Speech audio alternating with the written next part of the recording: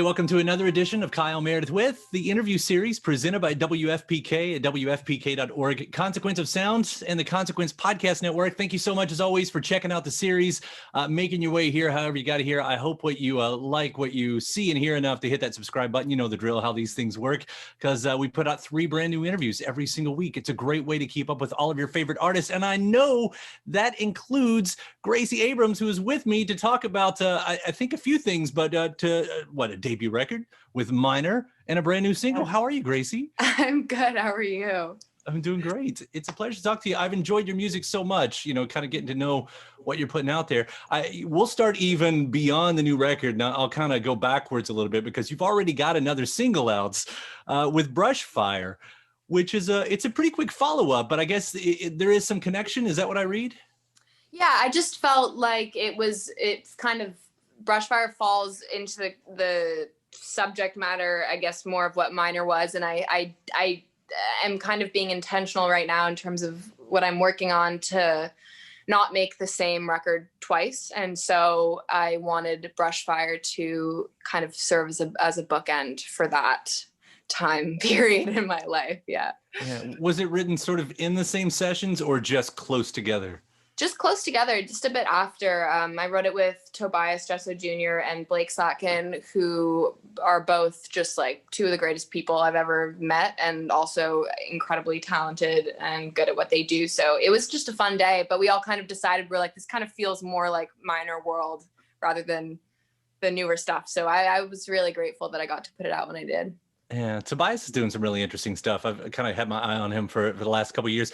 What does Tobias bring to the table for you as a collaborator? So much, so much. He's just like, he's got such an energy that it's a very contagious thing, but he's also very intense in a great way, because it's like he's a writer in a way that I've never kind of worked with anyone like him, because of how, well, first of all, I think because he's so unique and he's just one of one, but also my experience with co-writes is pretty limited because I don't do them very often. Mm-hmm. But in terms of keys, as a music nerd, I just want to sit and not speak and just watch him work, because he is a literal wizard. When he sits at keys, he's just I don't even sometimes I felt guilty suggesting melodies sometimes over what he was doing, because I just wanted to hear the piano. And he's just a great person and a friggin' terrific writer. And yeah, surreal to have worked with him. Yeah.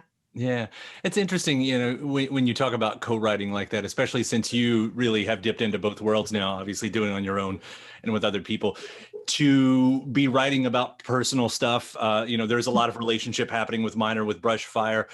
Is there a give and take with that? Is there a point where you have to just kind of let everybody, I guess when you're writing with someone else, is there a point where you sort of have to let go of any of your original thoughts, plan, concept with that?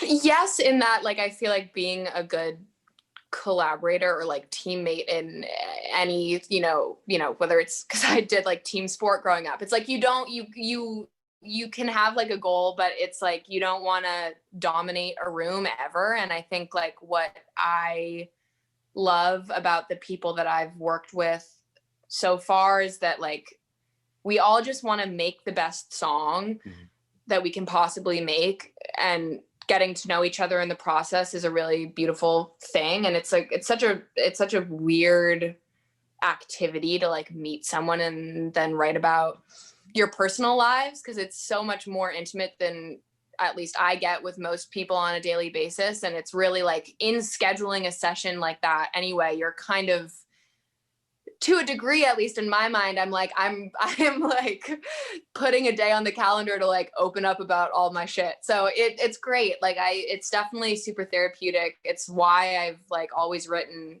in my life anyway, is to kind of use it as an outlet selfishly. So it's funny, but it's worth it all the time. It's always a learning experience, if nothing else. It is interesting listening to it sort of as the whole piece, as Minor and even including Brushfire on there, because I don't know you know, how much of this ends up being about one person, how close it comes to being a concept record. But still, when you're writing about relationships, even if it's one or multiple people, over the course of many songs, over the course of a whole record, do you try to find a new entry point? Because obviously we're talking about maybe the most infamous subjects of all time when it comes to songwriting, you know, maybe this is the one. Do you find that you want to find a new entry point? Does it come to that? Yes, but not even in a, it wasn't like, I know for a fact I don't want to write about relationships anymore. And so Brushfire is coming out at the end of the year that Minor came out to. It really wasn't that. It was a weird moment for me, feeling very done writing about it, just in the moment that I was like, I'm finished right now, because I was never expecting there to be like closure in the way that I think people assume. I didn't even believe in that. I was like, there's no way that like a person can like heal their traumas or whatever through it, but it's like that actually like kind of works. So I felt like I was forced to start writing about something else, because my brain was like, you're done, like no more. So I'm excited. That's why I wanted Brushfire to come out when it did. And in terms of the new music, it's like, it definitely, I mean, it feels very me, but it isn't the same record. And so I'm relieved that I got out of that, to be honest. Yeah. I want to hear a little bit about that, but I do want to ask about a couple of the songs before we completely leave Minor territory here. 21, I thought was really interesting because of the viewpoint that you're taking here, because it seems to me it's like future projecting to look at your past. I mean, am I hearing? It's like imagining what you're going to think 10 years from now about something that happened 5 years ago or whatever. That's accurate. Yeah. How did that happen for you?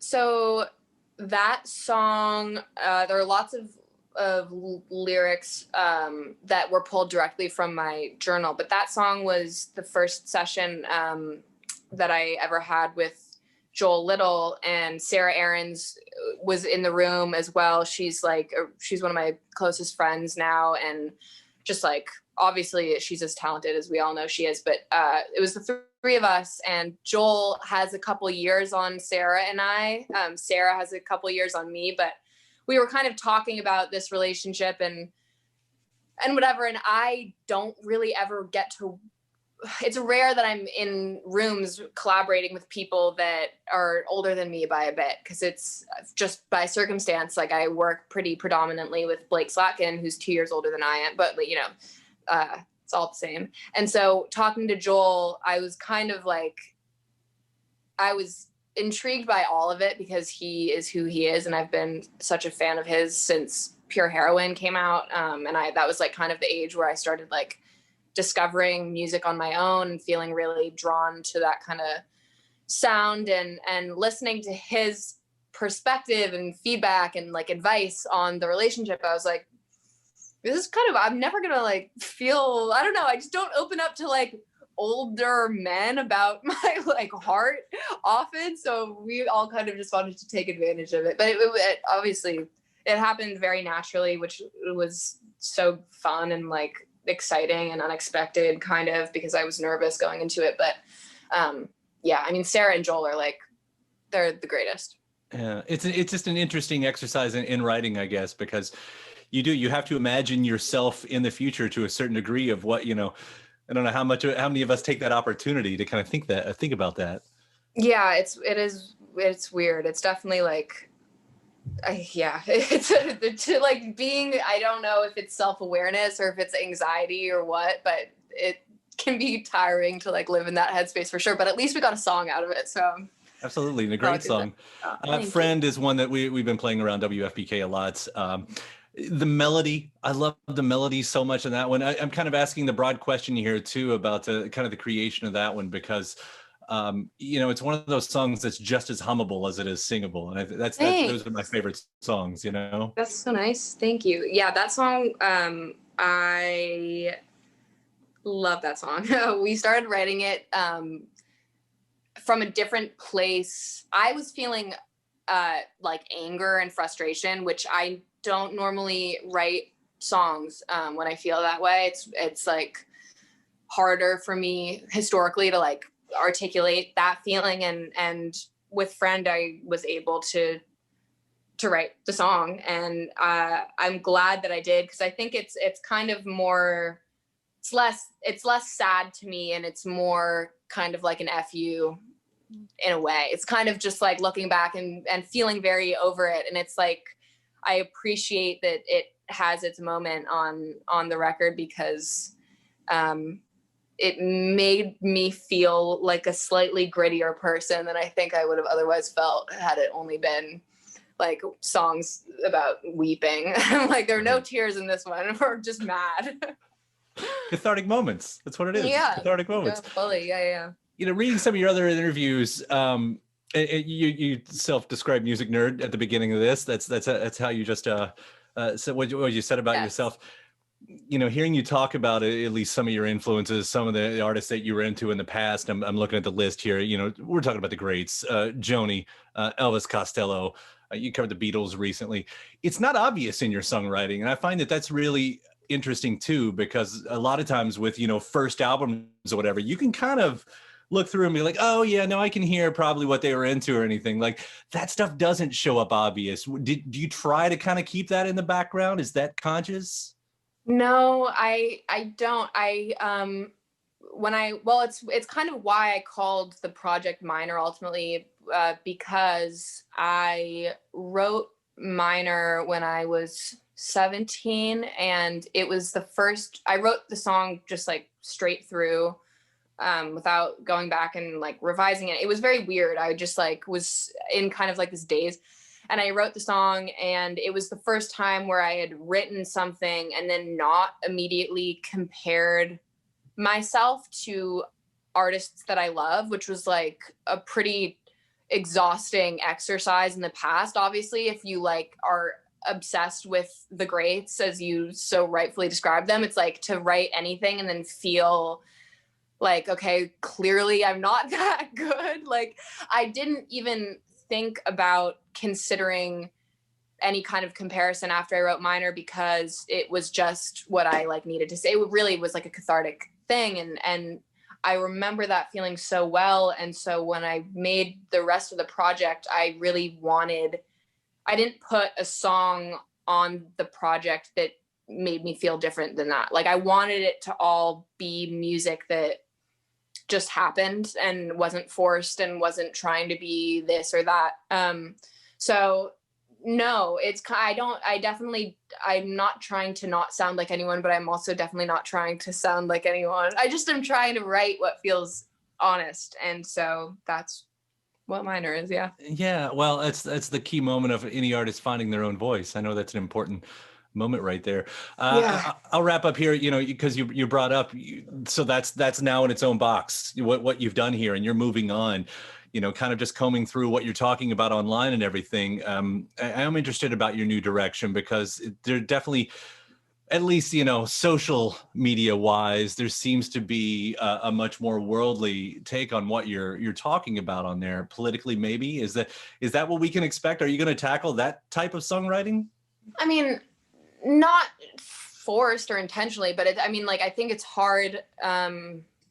Like I've never been able to write about anything other than what I'm feeling and thinking about, and what's kind of like weighing on me or triggering me or whatever. And this past year especially like has been so intense for everyone. I think it's really hard to not feel like torn up over everything to a degree. And so like I definitely I am not looking to write a record about the state of our world, but I definitely like, how can you not feel towards everything going on? And I don't think that I need to be explicit necessarily, but also like if I am, then great. Like I think I just can't really separate the writing and the feeling, and so who knows, we'll see. I'm not even sure entirely yet, but I'll keep you posted. No, you're right. I mean, especially with everything going on, I mean, politics, environmentally, as you said, if you're just being true to yourself, those are things going to be naturally coming up. So I don't think I find that surprising at all. I love what you've done so far. Thank you. The poetry that you put in these songs is so impressive. I didn't get to compliment that, and your phrasing is always so great. So, thank you, Gracie. Yeah, congratulations on this. Thank you so much for taking the time to talk about it too. And yeah, it was so nice to meet you. I'm hopefully in person next time. Absolutely. We'll see you around whenever that happens. Yes, stay safe, please. Have a good one. Bye.